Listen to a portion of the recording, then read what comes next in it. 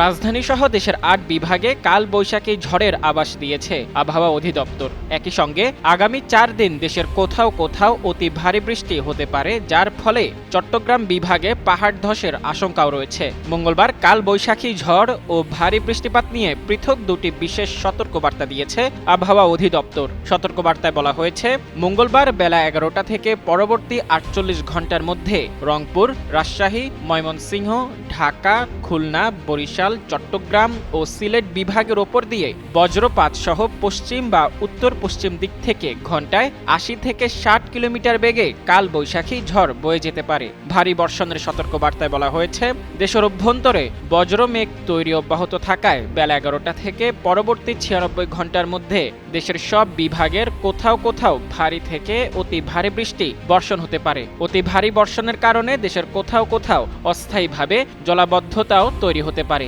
বিশেষ করে চট্টগ্রাম বিভাগের পাহাড়ি এলাকায় কোথাও কোথাও ভূমিধসের আশঙ্কা রয়েছে বলে সতর্কবার্তায় জানানো হয়।